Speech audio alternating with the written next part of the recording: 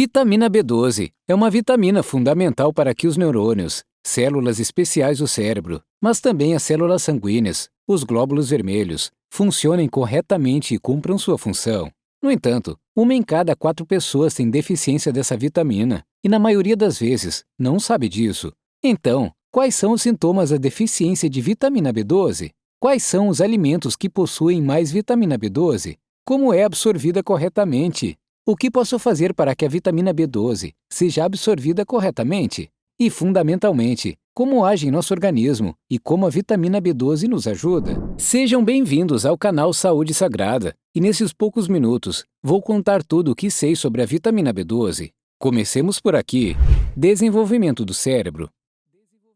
Os neurônios são literalmente fábricas de energia elétrica que comunicam essa energia ou esses sinais elétricos a outros órgãos ou sistemas e o fazem através de cabos, chamados axônios. Esses cabos enviarão sinal desde o corpo do neurônio, através de todo o cabo, por exemplo, para os músculos, permitindo a contração muscular, bem como para o nosso coração, glândulas e intestinos, etc. Agora, a vitamina B12 é fundamental, porque esses cabos são revestidos com lipídios e proteínas, criados por células especiais. A questão é que esses lipídios, que atuam como isolantes, mas também como condutores e protetores desses cabos extremamente longos, que em alguns casos chegam a ter metros de comprimento, são chamados de mielina. A mielina protege e permite que a condução seja rápida. É aí que entra a vitamina B12. Ela permite que a mielina, ou seja, o isolante, o protetor e o condutor dos cabos dos neurônios, seja gerada adequadamente. Quando não tenho vitamina B12, essa mielina não pode ser gerada adequadamente. Vou começar a ter os sinais típicos de deficiência de vitamina B12, que são, por exemplo, dor nas pontas dos dedos, nas pontas dos pés, caracterizados por uma dor tipo queimação, uma dor tipo pontada, uma dor estranha, uma dor de tipo neurogênico, ou seja, sensações de formigamento nas pontas dos dedos, nas pontas dos pés, dormência, entorpecimento. Em casos graves, pode haver perda de equilíbrio, onde o paciente talvez tenha uma marcha, um andar estranho, ou até mesmo possa cair, mas também pode haver mudanças de comportamento. Me refiro à irritabilidade, depressão, cansaço extremo, etc., que vou contar imediatamente. Tudo isso devido à ausência, diminuição ou produção inadequada dessa capa que reveste nossos cabos, chamada mielina. Mas notem, a nível da produção de glóbulos vermelhos, ocorre algo muito curioso. Os glóbulos vermelhos e os glóbulos brancos são literalmente fabricados em pequenos orifícios, que estão em nossos ossos, que é a medula óssea, a partir de uma célula-tronco, que se divide formando outras células filhas, que por sua vez se dividem e formam os glóbulos vermelhos e brancos. Como a vitamina B12 é fundamental para a geração correta do DNA, ela afeta a divisão dessas células e a formação de glóbulos vermelhos. Um glóbulo vermelho maduro, que vai sair da medula óssea e ir para o sangue, precisa ter algumas características. Primeiro, ele precisa ser pequeno, porque tem que passar pelos capilares, que são vasos sanguíneos realmente muito pequenos. Além de ser pequeno, ele também precisa ser extremamente elástico, capaz de se deformar para passar por esses capilares e entregar o oxigênio.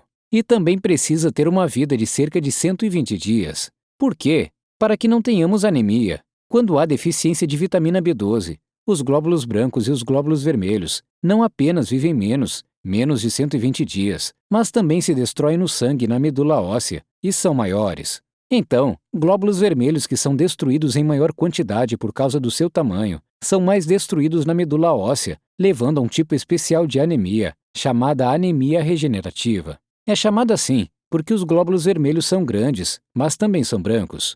Os glóbulos brancos também são grandes, deformados, com material genético estranho, multinucleados. A questão é que essa anemia nos leva a ficar pálidos, ou seja, com a coloração da pele esbranquiçada, mas também a sentir cansaço ou fadiga estranha, como sintoma de deficiência de vitamina B12. Mas também pode fazer com que a pele e os olhos da esclerótica, a parte branca do olho, fiquem amarelos. Por quê?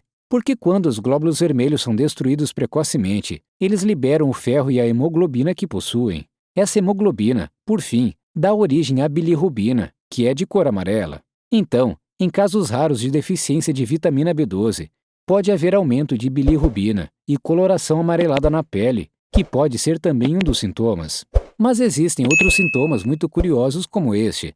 Vocês sabem que a nossa língua não é lisa. Na verdade, ela tem vários pontinhos que são papilas. A língua do paciente com deficiência de vitamina B12 é lisa, vermelha, intensa, dolorosa. Na verdade, em alguns casos, o paciente pode perder ou diminuir o paladar, mas não percebe porque é muito progressivo. Isso é chamado de glossite, que é a inflamação da língua devido à deficiência de vitamina B12, e outros sintomas, como palpitações, podem ser causados pela anemia.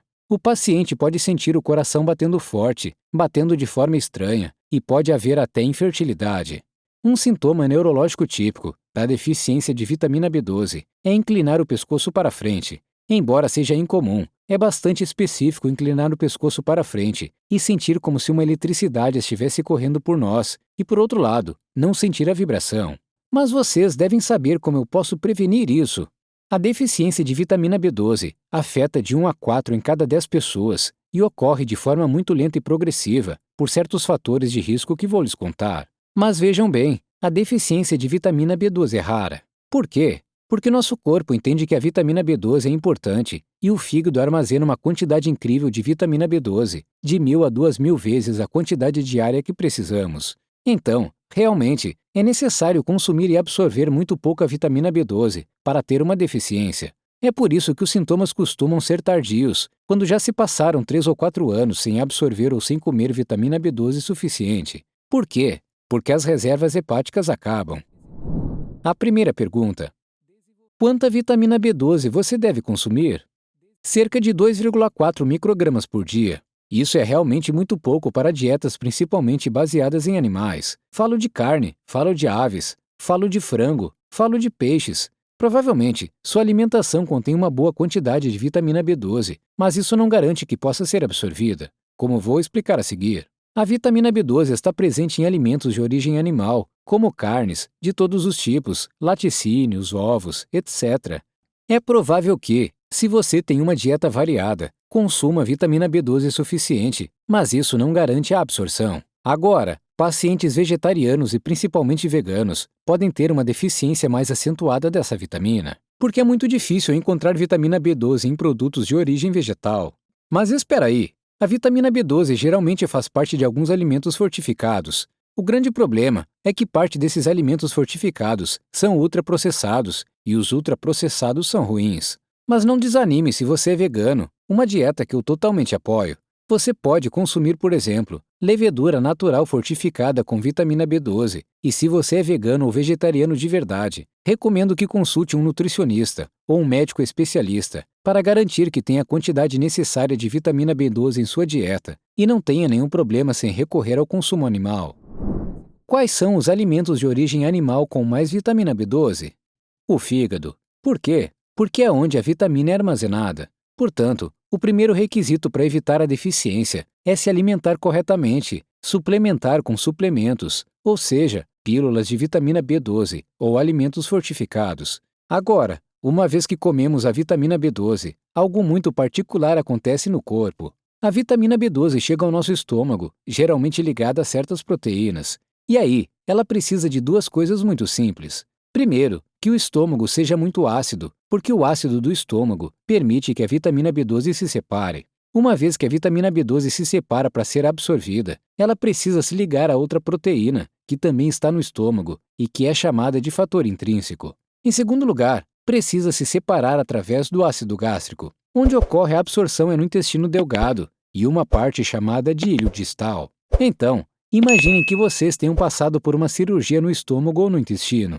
Vocês não serão capazes de digerir e separar a vitamina B12. Vocês não terão fator intrínseco suficiente ou não serão capazes de absorver. Vou te contar mais. Imaginem que vocês têm mais de 50 ou 60 anos. Foi observado que pessoas com mais de 50 ou 60 anos têm menos ácido gástrico, então podem ter deficiência de vitamina B12, como vou contar em seguida.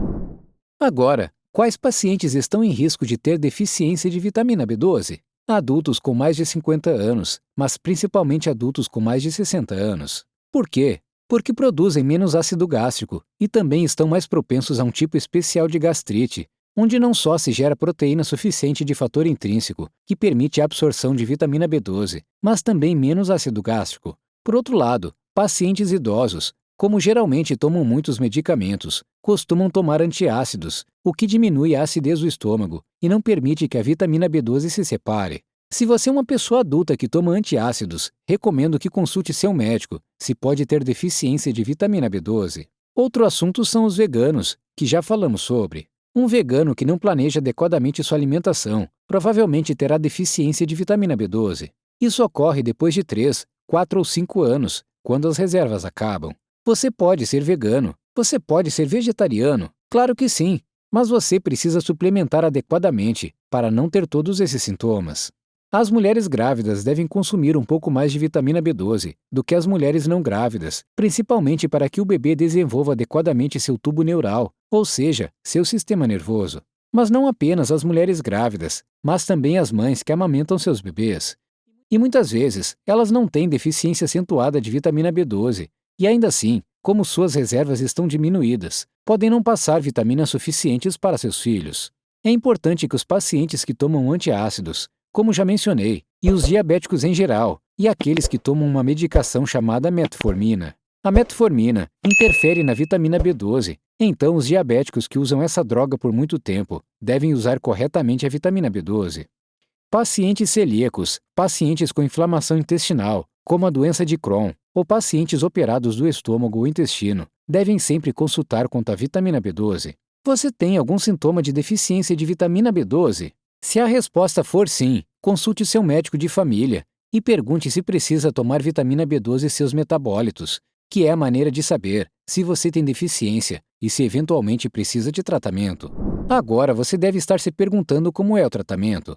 Bem, se os sintomas forem graves, como os sintomas neurológicos, por exemplo, seu médico provavelmente irá administrar injeções de vitamina B12, porque a absorção é maior dessa maneira. Por quê? Porque quando você toma por via oral, na verdade, quando você vê os comprimidos de vitamina B12, eles têm centenas de vezes as necessidades diárias de vitamina B12, mas a maioria não é absorvida. Por quê? Porque o fator intrínseco dessa proteína necessária para absorver tem uma quantidade limitada. Então, só pode absorver uma parte. É por isso que os suplementos têm tanta quantidade, para que a maior proporção seja absorvida.